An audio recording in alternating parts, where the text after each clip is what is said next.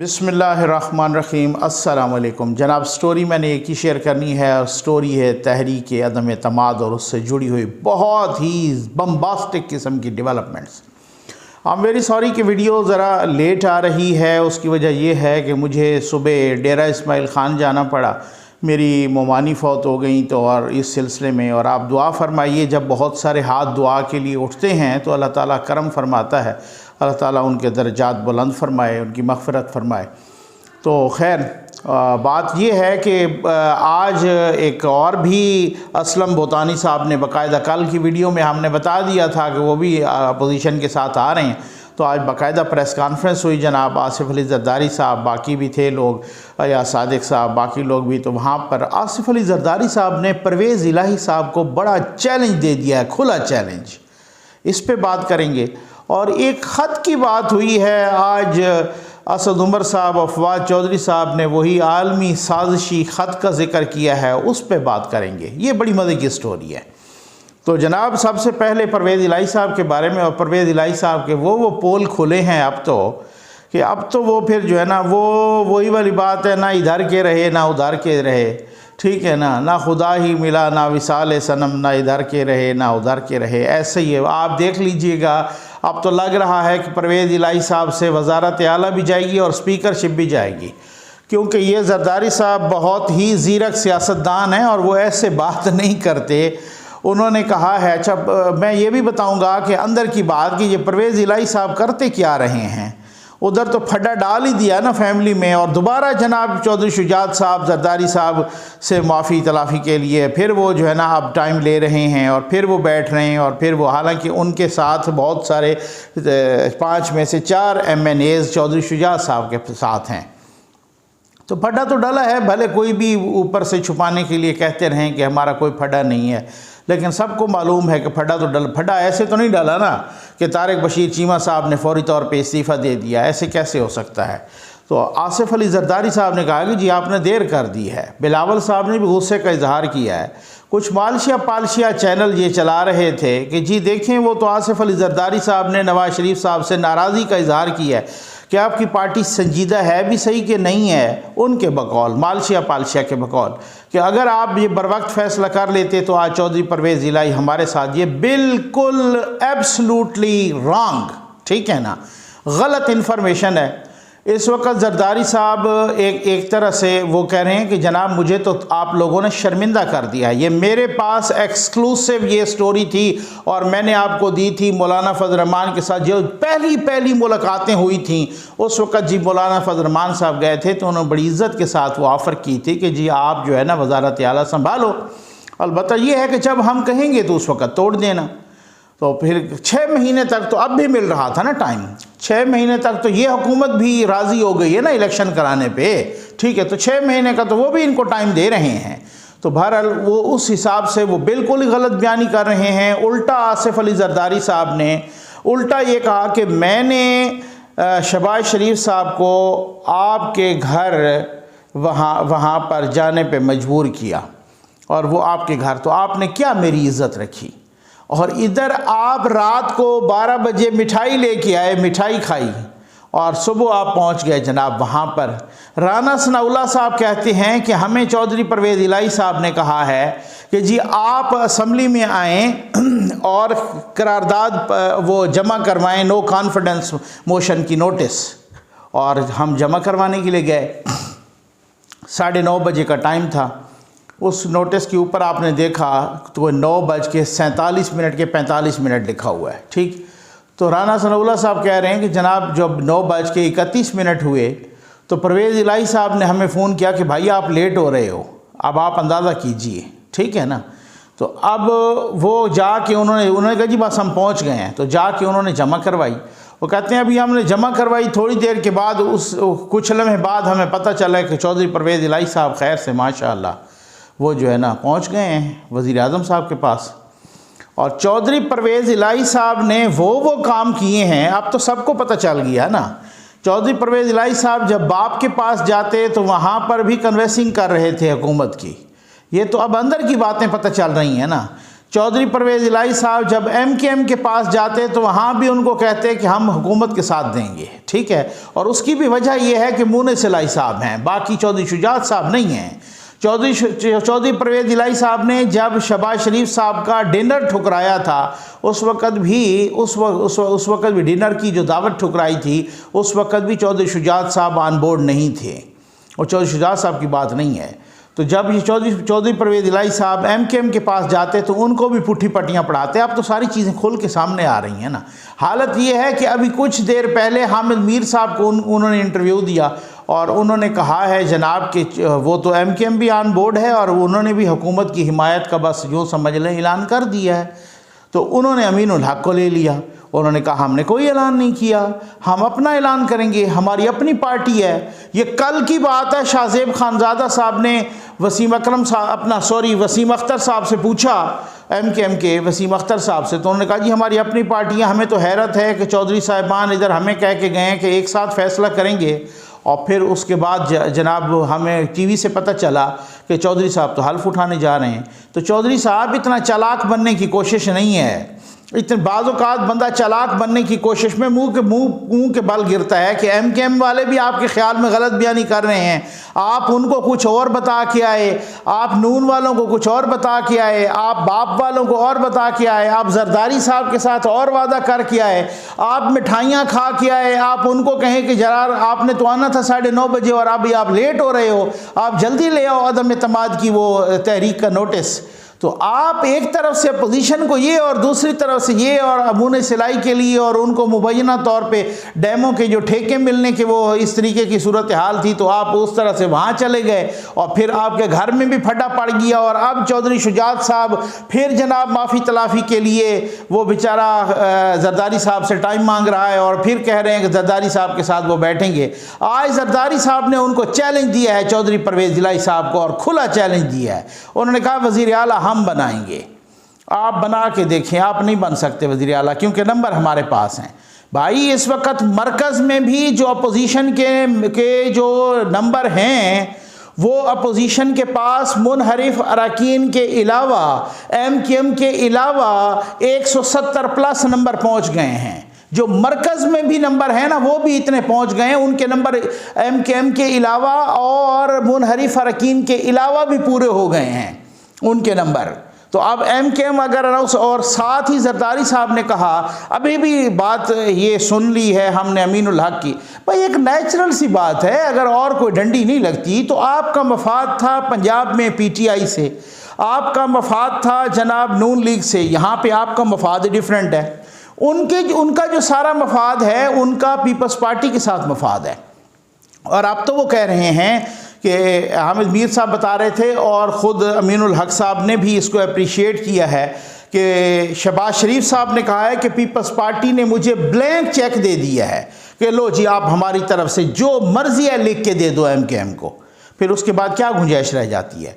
उनका इस वक्त नेचुरल अलायंस बनता है। आपने उनको गवर्नरशिप ऑफ़र की, वो अपोजिशन ने भी ऑफ़र की। आपने उनको पोर्ट एंड शिपिंग की वजारत ऑफ़र की, वो अपोजिशन ने भी ऑफ़र की, ठीक है। आपने और तो कुछ नहीं ऑफ़र कर सकते आप। अब अपोजिशन ने इसके अलावा क्या ऑफ़र की? अपोजिशन ने उनको कराची का जो मेयर है या कोई कोऑर्डिनेटर है वो भी ऑफ़र किया, हैदराबाद का भी ऑफ़र कर दिया। अपोजिशन ने उनको सिंध हुकूमत की मिनिस्ट्रीज़ भी सिंध हुकूमत में ऑफ़र कर दी। आप तो नहीं कर सकते क्योंकि आपके पास सिंध की हुकूमत है ही नहीं। तो कोई अगर इस तरह का कोई और इधर उधर की कोई गड़बड़ नहीं होती तो MKM का इस वक्त, जैसे जरदारी साहब ने कहा है कि आपको MKM की तरफ से अच्छी खबर आएगी, तो MKM ने अगर अनाउंस कर दिया तो फिर उसके बाद गुंजाइश क्या रह जाती है? फिर तो ख़त्म हो गया ना। फिर तो मुनहरिफ अरकान के अलावा भी 175 पे तादाद पहुंच जाएगी। तो ये क्या सूरत हाल होगी? आपकी हालत ये है कि आप अभी हम सुन रहे थे कि जब मीर साहब ने भी आपसे सवाल किया कि आप ये टारगेट पूरा कर लेंगे, तो आपके पास जवाब कोई नहीं था। जी पूरा कर लेंगे। पूरा कैसे कर लेंगे?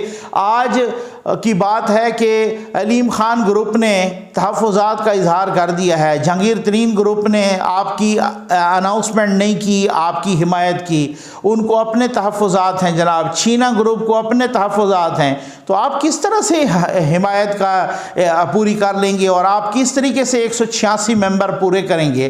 जरदारी साहब ने आपको खुला चैलेंज दिया है, तो आप चैलेंज कबूल करें और ज़रा मरकज़ में आने दें। मैं आपको कहता हूं कि ये तहरीक मरकज़ वाली नाकाम होती है या कामयाब होती है, कुछ भी होती है, ठीक है ना, ये तहरीक। उसके बाद खान साहब जब यहाँ से फारिग हो जाएंगे तो फिर उन्होंने आपको नहीं बनाना। फिर एक और बात है, ये मरकज़ वाली में उनके नंबर पूरे हो चुके हैं इस वक्त और खींचातानी ज़रूर लगी है। मैंने आपको कहा है कि अभी तो 2 दिन बाकी हैं, 2 घंटे भी हो सकते हैं, वो भी बहुत बड़ी चीज़ है। लेकिन जहाँ तक वहाँ का ताल्लुक़ है, वहाँ सूरत हाल पंजाब में टोटली डिफरेंट है। अभी तक की इतलात के मुताबिक तो इस्तीफ़ा जो उस्मान बुज़दार साहब का है, वो इस्तीफ़ा गवर्नर के पास नहीं। भाई इस्तीफ़ा उस्मान बुज़दार साहब ने प्राइम मिनिस्टर को जमा करवाया था, प्राइम मिनिस्टर ने उनका इस्तीफ़ा कबूल नहीं करना, उनका इस्तीफ़ा मंजूर करना है गवर्नर ने। अब गवर्नर ने कल आज तक सुबह तक भी कहा कि जी मेरे पास ना इस्तीफ़ा आया है और जब वो आएगा तो मैं तब उसे नोटिफाई करूंगा और जब मैं नोटिफाई करूंगा तो तब आगे इलेक्शन कमीशन को भेजूंगा। अभी तक तो गवर्नर के पास भी नहीं पहुंचा इस्तीफ़ा उस्मान बुज़दार का। अभी तक तो उस्मान बुज़दार अपनी एज आ CM शिप, अपनी एज आ वज़ीर आला काम कर रहा है उस्मान बुज़दार, और अगर अगले 2 दिन में ऐसे ही रहता है तो फिर क्या होगा आप देखिएगा। ये वो स्पीकरशिप के लिए भी पीपल्स पार्टी के हसन मुर्तज़ा को उन्होंने डन किया हुआ है अपोजिशन ने, और अपोजिशन जिसको भी इधर यहाँ डन करती है, जो भी उनका मुतफ़िका उम्मीदवार हो, चाहे वो हमजा शहबाज शरीफ साहब हों या चाहे वो अलीम खान साहब हों या कोई भी हो, जो भी मुतफ़िका उम्मीदवार हों, अब जरदारी साहब ने आपको चैलेंज दिया है कि आप वहाँ पे अपने नंबर पूरे करके दिखाओ, तो आप करके दिखाओ। ये थोड़ी है कि आप इनको भी कहेंगे कि मैं जनाब सजी दिखा के खबी मारूंगा। ये वो दौर ही नहीं है कि आप MKM को भी दूसरी बात करके आएँ, अंदरूने खाना बाप वालों को भी कहें कि जनाब उनकी हिमायत करनी है और इनकी नहीं करनी, और इस तरीके से सारी सूरत हाल। और वसीम अख्तर साहब ने तो फिर कल आपको ठीक करके सुनाई हैं। आ जाए जनाब आप उस ख़त पर। आज बड़े मज़े की बात हुई, असद उमर साहब ने, फवाद चौधरी साहब ने वही ख़त की बात की, जिस ख़त का कहा था वज़ीर आज़म साहब ने उस जलसे में कि जी मैं उसके मंदरजात नहीं बता रहा क्योंकि वो कौमी मफाद का मामला है, कौमी मामलात हैं, तो इस वजह। तो आज वो कौमी मफाद नहीं था। उन्होंने कहा जनाब, आज उन्होंने एक प्रेस कॉन्फ्रेंस की, उन्होंने कहा जी ये ख़त जो है ना ये मौसूल हुआ 7 मार्च को। अब कुछ लोग कह रहे हैं कि प्राइम मिनिस्टर को मौसूल हुआ, कुछ लोग कह रहे हैं वजारत ख़ारजा को या वज़ीर ख़ारजा को, या जो बर जिसको भी मौसूल हुआ ये हुकूमत को मौसूल हुआ, ठीक है। वो कह रहे हैं कि ये रिलेटेड है प्योरली अदम एतमाद के साथ, और हमें एक धमकी लगाई गई कि अगर अदम एतमाद कामयाब नहीं होती और आपने अगर कंटिन्यू किया तो इसके कॉन्सिक्वेंसेस होंगे। और साथ ये भी कहा कि इसके पीछे नवाज शरीफ है, और साथ ये भी कहा खैर से फवाद चौधरी साहब ने भी और असद उमर साहब ने की। बाद में भी ख़बरें आई कि जी हम जो है ना ये ख़त अगर चीफ़ जस्टिस ऑफ पाकिस्तान चाहें तो उनके सामने रखना चाहते हैं।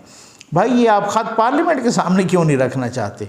आप पार्लियामेंट की कमेटीज़ के सामने क्यों नहीं रखना चाहते? अच्छा, ये अगर इतनी बड़ी थ्रेट आ गई है तो ये ख़त आप सिक्योरिटी की जो वो नेशनल सिक्योरिटी कौंसल है जो उसके सामने क्यों नहीं रखना चाहते? ये ख़त जिसमें सारे सर्विसेज चीफ्स भी होते हैं, जिसमें joint chiefs of staff committee भी होते हैं, जिसमें प्राइम मिनिस्टर साहब भी होते हैं, जिसमें और भी सारे सिक्योरिटी एजेंसीज़ के लोग बैठते हैं, तो आप वहाँ उनके सामने रखें ना, ताकि पता चले कि जनाब इस ख़त के प्रॉस एंड कॉन्स डिस्कस किए जाएं। आप चीफ़ के सामने तो अब हमारे, चूँकि हम उनके सामने इस वजह से रखना चाहते हैं कि वो हमारे बड़े हैं। पहले कोई बड़े और थे, अब कोई बड़े और, वही वाली बात है, अब बड़े भी तब्दील हो गए हैं, ठीक है ना। तो खैर, तो इस हवाले से असल में मसला ये है, इनकी प्रॉब्लम ये है कि वो जब कहा गया ना कि जी आप क्यों, वो कहते हैं मैं तो खुद जलसे जुलूस कर रहा था, मुझे जस्टिस खोसा ने कहा था कि भाई आप यहाँ पे ले आओ, तो मैंने जस्टिस खोसा के कहने पे मैं पैनामा जो है ना केस वहाँ ले गया। अब इनकी आदत बनी हुई है ना कि जिस तरीके से इनको फैसिलिटेट किया गया इदारों की तरफ से, जिस तरह से वही चौधरी परवेज़ इलाही वाली बात है कि इनकी नेपियां बदली गईं, और जिस तरीके से इनको कंधे पे सवार किया गया, और जिस तरीके से इनको 3.5 साल नीचे नहीं उतारा गया, और फिर जब उतारा गया तो इनकी तो टांगें शाल हो चुकी थी, ये तो चल ही नहीं सकते थे। और आज जो कह रहे हैं ना, हर बंदा क्वेश्चन कर रहा है, भाई यार ये हुकूमत में होने के बावजूद भी इनके लोग इनको क्यों छोड़ रहे हैं? आमतौर पे अपोजिशन में लोगों को लोग छोड़ते होते हैं अपनी पार्टियों को, हुकूमत वालों को क्यों छोड़ रहे हैं? अभी तो ये हुकूमत में है, और आज की बात नहीं है, ये नूर आलम ने को आज से इख्तलाफ नहीं किया, ये तो पता नहीं कब से इख्तलाफ कर रहा है। नजीब हारून ने आज से इख्तलाफ नहीं किया, ये तो कब से इख्तलाफ कर रहा है। आमिर लियाकत तो कब से इख्तलाफ कर रहा है। आप बाकी लोगों को देख लें, फैसलाबाद वालों को देख लें, राजा रियाज को, ये तो कब से इख्तलाफ कर रहे हैं, ये तो आज की बात है ना। बाकी तो इख्तलाफ तो लावा तो पक रहा है भाई। उस वक़्त खान साहब की मैंने आपको बताया कि जो लोग सियासतदानों को जानते हैं, वो चाहे जरदारी साहब हों, चाहे नवाज शरीफ साहब हों, चाहे खान साहब हों, अगर ये मेरी बात गलत है तो कोई भी इस चीज़ को साबित करे। जो भी मेरे सियासी, जो भी मेरे सहाफ़ती दोस्त, जो भी दोस्त जानते हैं, वो इस चीज़ के खान साहब में जितना तकब्बुर, जितना गरूर, जितनी तमकनत, ये सूरत हाल है, बाकी किसी लीडर में भी नहीं है। वो तो फ़ोन करना भी किसी को गवारा नहीं करते थे।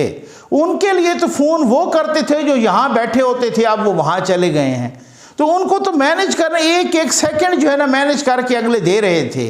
उनको तो ये इस चीज़ की परवाह ही नहीं थी। उन्होंने कहा शायद ये हो सकता है मुझे ये 10-15 सालों तक इसी तरीके से मैनेज की हुई चीज़ें और पका पकाया मिलता रहे। मुझे क्या ज़रूरत है मैं किसी से मिलूं, मुझे क्या ज़रूरत है मैं MNAs को टाइम दूं, मुझे क्या ज़रूरत है मैं उनकी रिजर्वेशन सुनूं।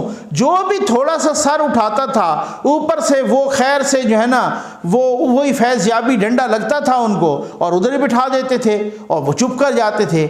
और इसी तरीके से जब वो आए तो फिर यहाँ पर जैसे आमिर लियाकत ने भी कहा कि हम आए नहीं, हम लाए गए हैं, और पूरे एहतमाम के साथ लाए गए हैं, तो फिर वो इसी तरीके से पूरे एहतमाम के साथ फ़ोन जाता कि ओए तुमने क्या कहा है, ये अपने अल्फाज वापस लो, नहीं तो तुम्हारी ऐसी की तैसी ये है वो है, उस तरीके से तो वो सारा कुछ मैनेज हो जाता था।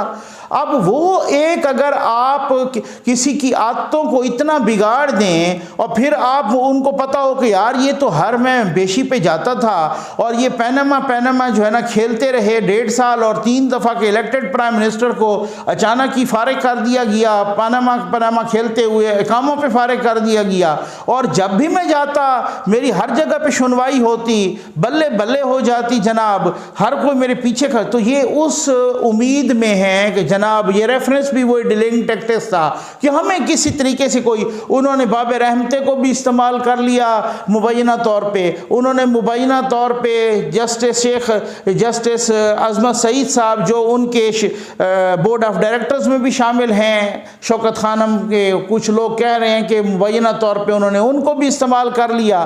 पता नहीं, अब बात नहीं बन रही है, जो कुछ भी सूरत हाल है। आज के तो जो रिमार्क्स थे जो सुप्रीम कोर्ट ऑफ पाकिस्तान के, वो तो सारे यही रिमार्क्स थे। तो जनाब बात ये है कि हम कैसे, जो 63A में नाअहली है ही नहीं, तो हम नाअहली कैसे डिक्लेयर कर दें? वहाँ पे है ही डिसीट होना। ये तो एक मुतफिका रिमार्क्स थे तकरीबन तमाम जजेस के। इवन यहाँ तक कि मैं कहीं पर पढ़ रहा था, जस्टिस मुनीब अख्तर साहब ने भी आज यही बातें की हैं। तो अब वो बड़ा अजीबो गरीब सी एक थरथराहट पैदा हो गई भाई, यार ये क्या है? अगर जस्ट एक डिसीट होना है तो फिर तो ये 40 वोट अपनी पार्टी से हमारे खिलाफ पड़ जाएंगे, तो ये क्या सूरत हाल होगी? अब वो ख़तों पे आ गए हैं जनाब कि हमारे खिलाफ बड़ी साजिश हो रही है। भाई उस साजिश को बेनकाब करो यार। उस साजिश को, वही वाली बात है, वो बाप पार्टी के खालिद मक्सी साहब ने भी कहते हैं कि मैंने असद उमर साहब से रब्ता किया है और मैंने पूछा है जनाब को ऐसी साजिश है तो आप पार्लियामेंट में ले आएँ, हम सब मिल के इसका मुकाबला करते हैं। आप पार्लियामेंट में ले आएँ जनाब, आप नेशनल सिक्योरिटी कमेटी की मीटिंग में ले आएँ, वहाँ पर ले आएँ, नेशनल सिक्योरिटी कमेटी की NSC में ले आएँ, वहाँ पे सारे इस तरह की सर्विसेज चीफ्स भी होते हैं, आप ख़ुद भी होते हैं, बाकी सिक्योरिटी इदारे होते हैं, तो क्रीम होती है पूरे मुल्क की। आप वहाँ ले आएँ, आप डिस्कस करें, आप खिताब फरमाएँ, उस ख़त के मंदरजात देखें। आज भी एक्सप्रेस ट्रिब्यून में आया कि वो ख़त तो पता नहीं कोई किसी डिप्लोमेट की कोई एक प्रपोजल है या पता नहीं उसकी अपनी परसेप्शन है या इस तरीके की कोई बात थी। तो मैं इस हवाले से तो बहुत सारी चीज़ें ऐसी हैं कि आप उसका अच्छा मुझे ये बताएं कि कोई बंदा आपको या कोई मुल्क आपको ख़त लिख रहा है, हिम्मत करें भाई नाम लें। आप तो कहते हैं खान डरता नहीं है, खान झुकता नहीं है, आप ख़त भी कर रहे हैं और आप नाम ले लें उस मुल्क का। तो वो बात यह है कि वो कहते हैं कि जी अगर ये अदम एतमाद नाकाम हुई और आपने कंटिन्यू किया तो अच्छा नहीं होगा। क्या उस बाहर वाले ने ये धमकी नहीं दी थी कि अगर उस्मान बुज़दार को हटाया गया तो ये अच्छा नहीं होगा? नहीं, वहाँ पे हटाया गया, ठीक है ना, वो मुल्क को कौम के मफाद में हटाया गया। और अगर यहाँ हटाया गया तो फिर ये यूँ समझ लें कि मुल्क और कौम के ख़िलाफ़ साजिश हो रही है। आपने एक इलेक्टेड बंदे को 2 मिनट में कहा जी रिज़ाइन करो और उसने रिज़ाइन बेचारे ने चुप करके कर दिया। आज वो भी कहीं मैं पढ़ रहा था, कहते हैं जनाब मैं किताब लिखूंगा, उसमें वो बातें लिखूंगा, बड़ी हार्ड केक्स की तरफ मेरी किताब बिकेगी। तो अब देखें कि वो किस तरह से बिकती है और आप देखें कि अब ये फिर वही डिलेइंग टैक्टिक्स और फिर वही रोना धोना और फिर वही मजलूम बनने की कोशिश। और जी हमारे खिलाफ खाता आ गई है, बड़ी साजिश हो गई जनाब, हमें बड़ी धमकियाँ मिल रही हैं। तो ठीक हो गया ना। और कहा जा रहा है 7 को ये आया है ख़त और 8 को ये अदम एतमाद आई है। और ये नवाज शरीफ साहब जो है ना, मेरा ख्याल है शायद मैं तो यही सोच रहा था, मैंने कहा अभी असद उमर साहब कहीं ये ना कह दें कि जी ये हमारे जलसे में परसों जो बार बार लाउड स्पीकर की आवाज़ नहीं ख़राब हो रही थी, ये भी नवाज शरीफ मुलविस है। मतलब अब एक हद होती है ना भाई, एक लिमिट होती है ना। तो बात ये है कि खान साहब तो वो वाली बात है ना कि आखिरी लम्हे तक उन्होंने चिमटे रहना है। उन्होंने आखिरी लम्हे तक कोई ना कोई ऐसा शोशा, ऐसी कोई ना कोई एफर्ट, कोई ना कोई कुछ ना कुछ। भाई अब तो हालात ये हैं कि लोग कह रहे हैं कि अगर आप इसको मैनेज भी कर लें बिल फ़र्ज़ अदम एतमाद को, चलो मैं एक मफरूज़ा कायम कर लेता हूँ कि फ़र्ज़ करो मिसाल के तौर पे आपने मैनेज कर लिया, देन व्हाट, क्या आगे क्या होगा? और अगर ये 30 या 40 लोग रिज़ाइन कर जाएं तो आगे 1-2 महीने के बाद आपका बजट है, फिर वो बजट कैसे पास होगा अगर ये 30-40 लोग रिज़ाइन कर जाएं? तो वो वाली सिचुएशन नहीं है, बहुत कुछ आगे तक चला गया है।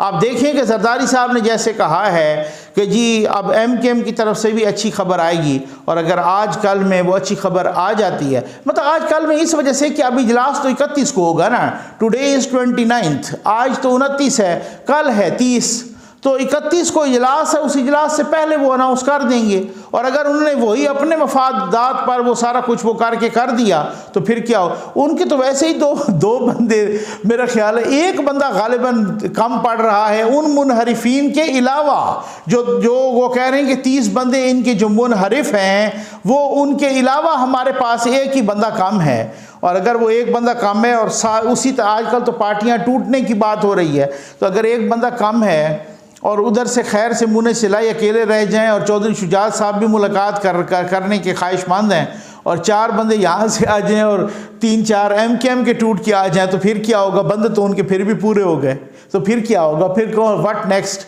और मैंने आपको कल भी बताया था कि GDA की भी 2 बंदों पे नज़र है। और साथ ये भाई कल आप एक बात को ना कन्फ्यूज़ कर गए। हमने जब बंदे गिने और जब आपके सामने माफ़ कीजिएगा वो गिनती रखी, आप बार बार कमेंट्स में लिख रहे हैं कि नकवी साहब आप शाहजैन भुगटी साहब को भूल गए हैं। भाई भूले नहीं, अल्लाह का नाम मानो, वो उस 161 में शामिल थे शाहजैन भुगटी साहब। सॉरी, उस 161 से ऑनवर्ड हमने गिना था, सॉरी। तो अब वो शाहजैन भुगटी साहब वो 161 के अंदर शामिल थे, वो आपने उसको कंफ्यूज किया, हमने नहीं किया। उम्मीद है आपको वीडियो पसंद आई होगी। आपका बहुत बहुत शुक्रिया।